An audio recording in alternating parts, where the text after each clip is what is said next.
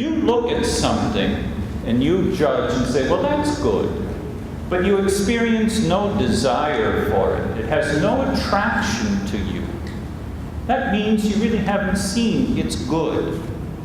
It isn't as if somehow I recognize a good thing and then I sort of generate or turn on a whole other dimension of my life. To feel an attraction to something is to see that it is good as a good thing. And it's no second step. That's simply how we work. Might say how the intellect works, but to say that is to create a kind of a distance from myself that I don't want. This is me. Conscience is me at making judgments about what I will do with my future.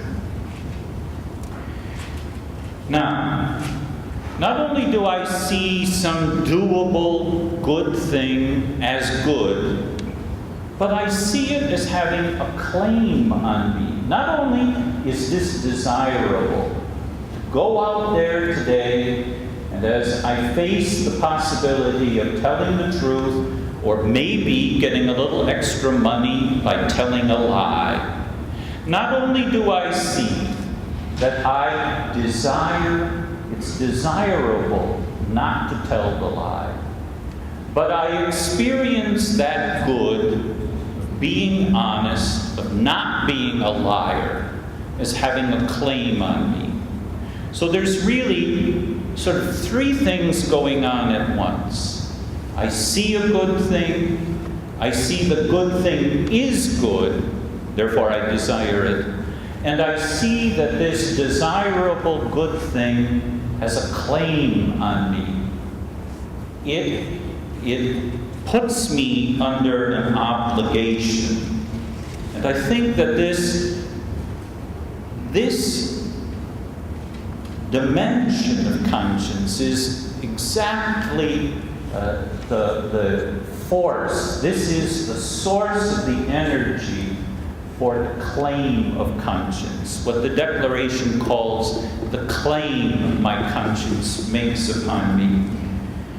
That this good thing that is doable and must be done by me shows us that this awareness of conscience, how unlike it is from theoretical thinking, mere ethical philosophy. This is the level where I understand that if I tell the lie, I deserve shame. This is what, and if I tell the truth, I deserve to experience gratification. That's probably the most common way to talk about the experience we all have of the claim the good makes upon me, that I am obliged to do the good. Because if I don't do it, I know that I rightfully am ashamed. And if I do it, I am rightfully gratified. This dimension of claim works not just for myself, it works for the people who are my audience, who are the observers. So that when we're operating at this level where conscience makes it a recognition and judgment, when we observe another person, we say that person is either worthy of praise or blame. Nobody gets blamed for having a car run into that person on the sidewalk, unless, of course, the person shouldn't be on the sidewalk. But if it's a pure accident, there's no praise or blame by the observer.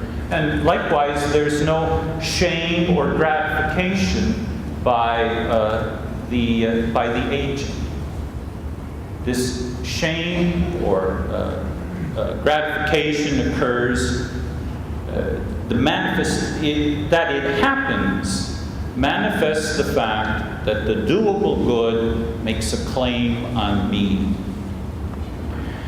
This kind of claim is what's embodied, I believe this is quotation, it's a commonplace, I believe it was Martin Luther who used this phrase, I can do no other. This claim that the way the good and the bad prospects ahead of me sort themselves out, they make a claim on me that really compels me to move forward.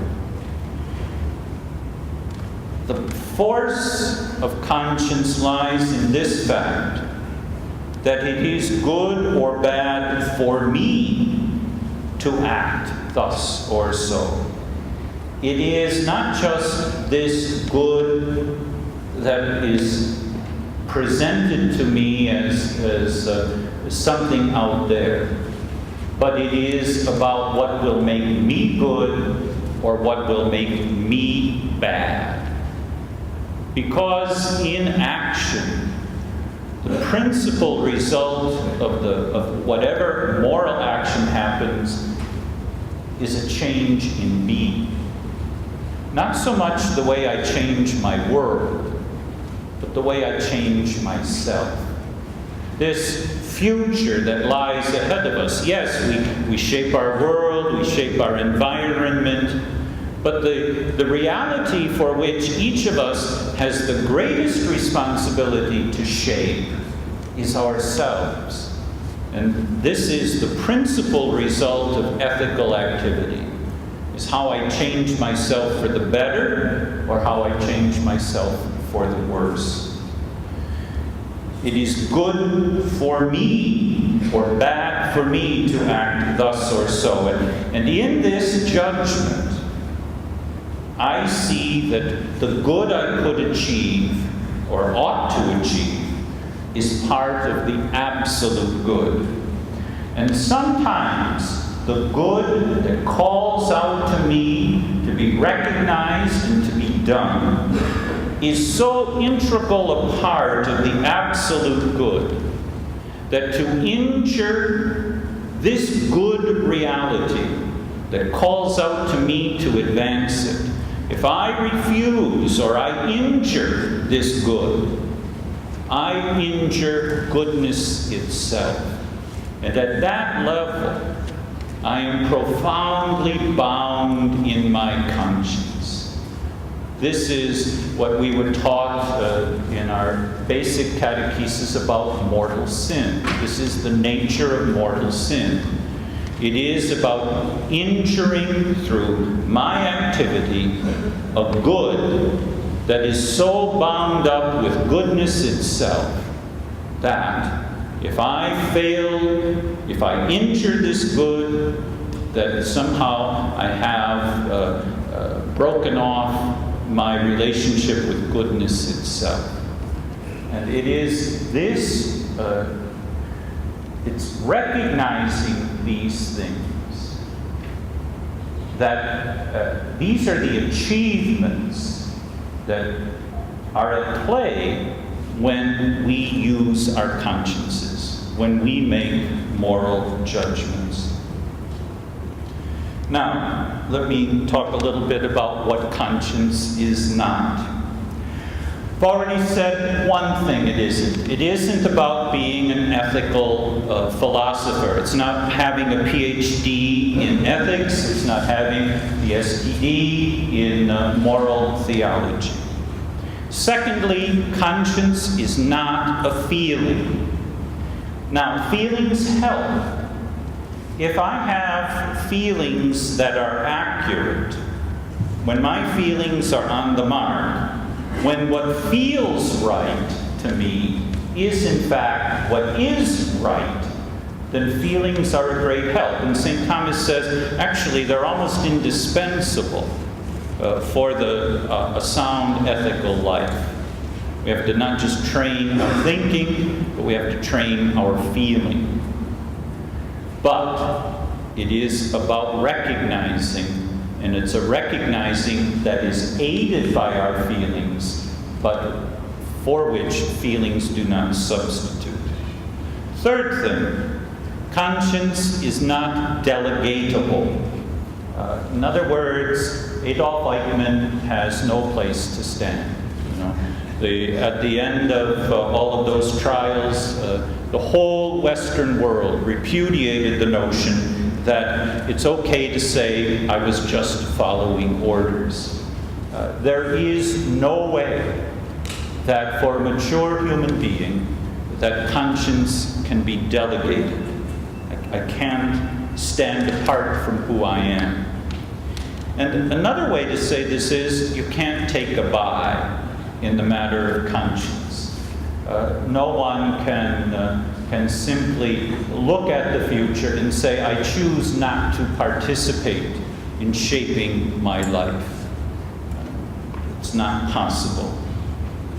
The third thing that conscience is not is simply being sincere. And I'd like to spend a little bit of time on that, because we're touching on the paradox that we are absolutely obliged to follow an erroneous conscience. What's at work in that? What does that mean? If my conscience is wrong, I still am expected to follow it.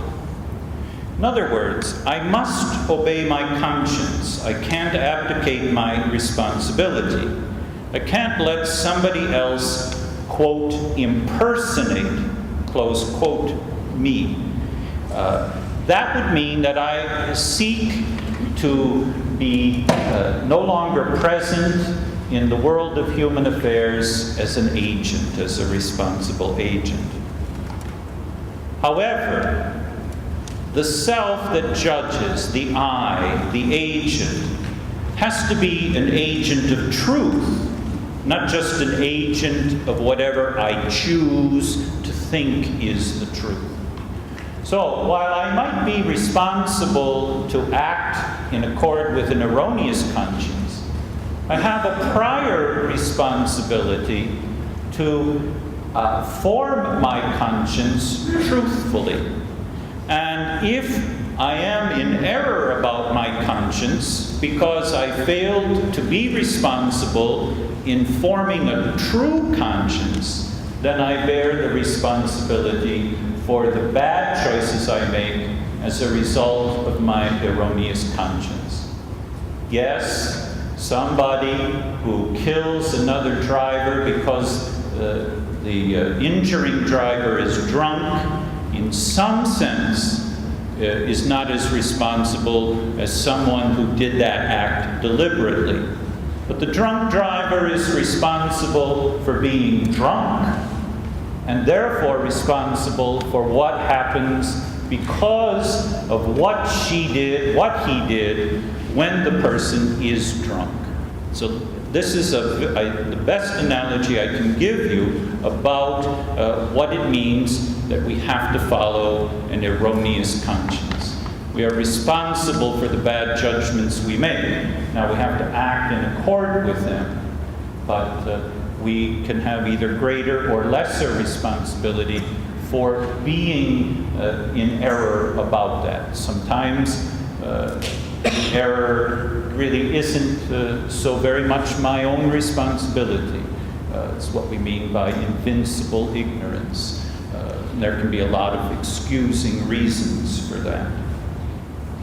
I deserve blame for my bad choices if I could have known better, no matter how sincere I might be when I make the bad choice. If I'm lazy about my moral responsibility, I am responsible for that.